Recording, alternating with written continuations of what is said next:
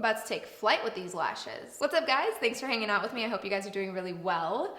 Today I'm doing a look that was requested on Instagram. I think it was a combination of a very full coverage, like airbrush look in the base and like a copper eye look. And I mentioned that I cut up a strip lash and made this custom lash look. So I think a lot of people wanted to see that too. So I'm gonna go ahead and break down how I achieved this look. You guys know that for the first hour that the video is up, I am checking up on comments, replying to you guys. So make sure you leave your thoughts down below and we can chat. Not that I don't check comments after the first hour, but that first hour I'm like right there with you. So be sure you turn on the notifications so that you know exactly when I pop up. Anyway, let's hop into it and break down this look. Okay, so first thing I'm gonna do, well, first thing is putting my hair back. So today I'm gonna switch it up with the Glossier Priming Moisturizer. It's nice and rich, gonna warm it up on my skin. So for this look, I retraced my steps. At first I couldn't remember what base products I use, and then I remembered.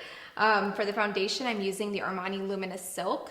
But because I am a little bit more tan right now, I'm gonna mix my usual 6.5 with the number 9. I'm gonna mix that on the back of my hand. They're both, 6.5 is very olive friendly.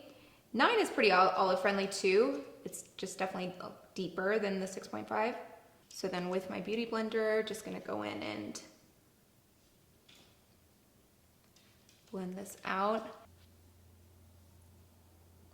And this look is going to be more on the full coverage side since it was a nighttime thing that I went out to. So now for the concealer, I'm going in with the EX1 Full Cover Concealer. The color that I'm using is number 7, also very olive friendly. So again, putting this on the back of my hand. I'm gonna take this with a concealer brush and I'm gonna first lay it down where I want it. So starting at this inner corner, not too close to my lash line.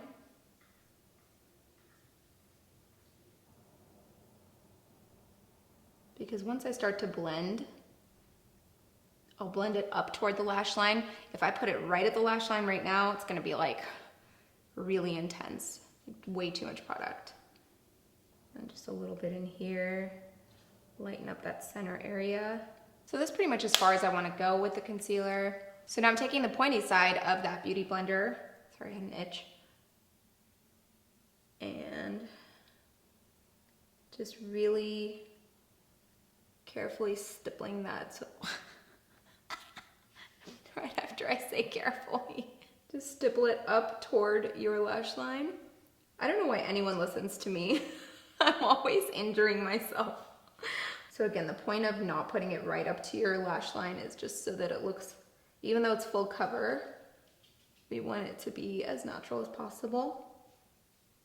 So really just brightening up this center area of the face, because that's in the picture. Everyone was like, wow, like you look so different. Your face looks so plumped. It's because that concealer, I went hard with it and I actually baked, you guys. I baked for that look. It was the lightest possible bake in history, but I baked. I'm taking this brush right here by Delium Tools. It's the 960 and I'm using my favorite setting powder, the CoverFX Perfect Setting Powder in Light. So with this brush, I'm gonna take a good amount of product. That's a lot. So with this, just right at the very inner part of my under eye, right there, and right there. Okay. That's it. That's all I'm like, that's the lightest bit of baking. And then take, because the thing is, I was like, you know what, let me try out this baking. Like, what is all the fuss about baking? Why is it so great? And I realized how nice it makes concealer look, especially in photos. Once you wipe this away, you let it set for a little bit, you wipe it away, it actually makes concealer look pretty fantastic, but just not for, at least for me, not too much.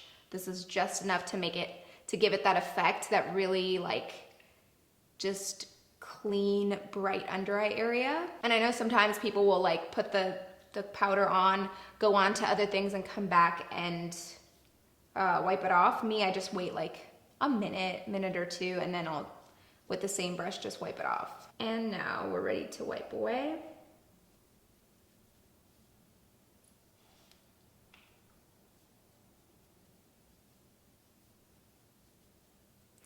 I mean, it really does make a difference for the under eyes. I see a noticeable difference, but I keep it all right in this area so that it doesn't compromise any of the glow anywhere else.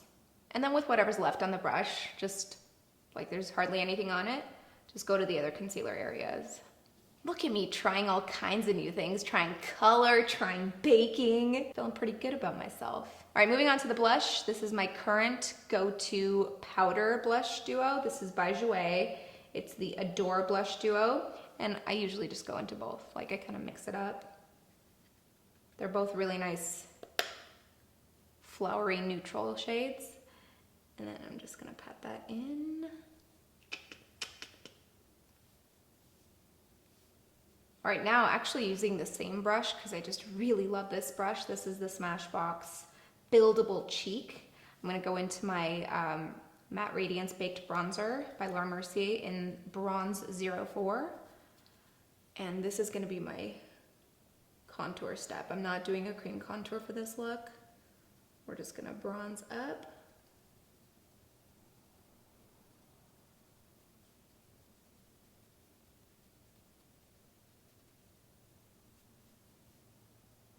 This side is so much harder for me to do. The side that's not my dominant side. I don't know if it's because I have to reach over, but for some reason it's so hard to contour this side. I'm going in with the Persona Cosmetics highlighter in Del Mar, and this is a very bronzy, deeper shade. So I take the larger version of that brush. This one is the sheer powder, and I take this, and this just goes all over my face as like a veil.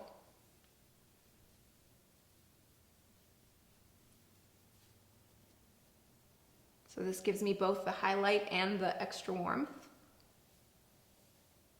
And it kind of like blends everything together. So you have foundation, concealer, blush, bronzer. It kind of just pulls everything together. So we're done with the face. Let's move on to the eyes. I'm starting out with the ColourPop Super Shock Shadow in Elixir. This is gonna be my crease shade. And this is really a great color to pair with copper because it has that warmth. It's almost like a brick shade. Just going right in here into the crease. Very highly pigmented, beautiful color for the crease. So once I get that color in there, then I'll start blending out. And this is what I love about the Super Shock Shadows is you can play with it with your fingers. It doesn't have to be with a brush. You can with a brush, but it doesn't have to be. So now I'm taking Lightning Bug. This is our like star copper shade.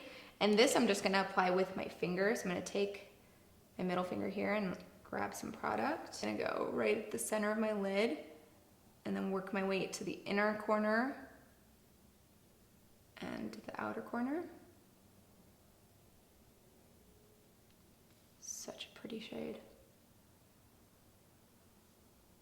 And this is the kind of color that I like to use without any liner. Just like load up the lashes and make that like the sort of the star of the show. So now I didn't do this for the Instagram picture that night I went out, but I'm gonna do it for this look just to give it a little bit more dimension. I'm gonna take Bandit in the Super Shock Shadow, and I'm gonna use that same brush I used. Take a little bit of this. And this is gonna go at the outer part of the crease just to give it a little bit more depth.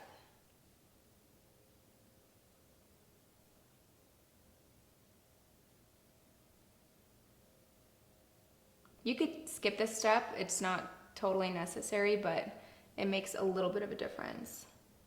Especially because this is a sparkly shade here. It's gonna just like deepen these corners. And then with a small smudge brush, I'm just going back to Elixir, and I'm just gonna line the bottom lash line just to give it a little warmth. I don't wanna do any like liner or anything that's gonna make this look smoky, because I think that's just gonna take away from the copper color and the lashes that we're gonna work on. The one thing I am gonna do with a black pencil is line the inner rim of the top lash line, because that's gonna darken up the lash line, especially because there's no liner to put lashes on. It's gonna make it look just darker and thicker. So I'm just gonna run that along the inner part of my top lash line. And this is the Hourglass 1.5mm pencil. Probably the best black pencil ever. So for the mascara, I'm going in with the Too Faced Better Than Sex mascara. So this is where we're gonna put in most of the work, is the lashes.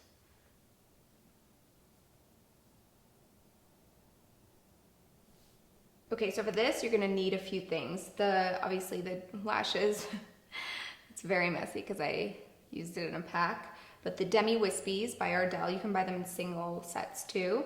The Duo Dark Tone lash glue, definitely dark tone, a pair of tweezers, and a pair of scissors to cut up the lashes. So there's really no science to this. I just, like the way they're knotted up together in the strip, I just kind of cut in the empty spaces. That's like the best way I can describe it. So really it's just this like 2mm piece at the end. And then I take my little tray here, I put a drop of the Duo Dark Tone on there. You only need like a little bit. So then I take the tweezers and I grab the piece, dip the strip part into the glue, anchor my pinky on my forehead, and then gently lower it. And I like to, there it is. I like to move it around until I feel that wetness of the glue right on my lash line. And you can, at this point, I've done it enough that I know exactly where each piece goes. But if you don't know, first, before you dip it into the glue, first put it on your lashes, think about it, see if you like it there, and then commit to gluing it on. Isn't that weird? We glue little pieces of hairs onto our eyes. When you think about it, it's really silly. Okay, so taking another little piece. And the point of this is, I'm not just cutting up the pieces and like placing them next to each other. I might as well just put on the strip if I'm gonna do that.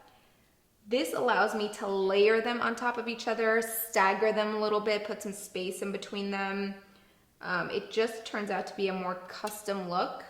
So this, I sort of stacked that one halfway over the first piece. So it kind of like volumizes it. It makes it look like much thicker. Sometimes I think like I'm gonna skip this piece. I feel like it's too long. I'll save it for the end if it fits in anywhere. But I'm gonna take the next little piece that's shorter. Again, taking that little piece, just like I said, cut 2mm off. Dip it into the glue. And then this will go in this little empty space here. Nice. So we have this much left. I'm gonna cut this piece right here. Again, I'm grabbing that with the tweezers, dipping in the glue. This can go right here. So I think I'm just gonna do one final piece just so it blends in better. See if it should be shorter or longer. Yeah, this longer piece will do fine. So this is all that's left, and I'm gonna use just this one little piece. Anchor and lower it. And also, one more thing, I don't cut the two strips in the same places. Like, I don't cut this one in the same places that I cut this one, because that'll give me a little bit more variation. So I stacked these two on top of each other. Loving how that looks.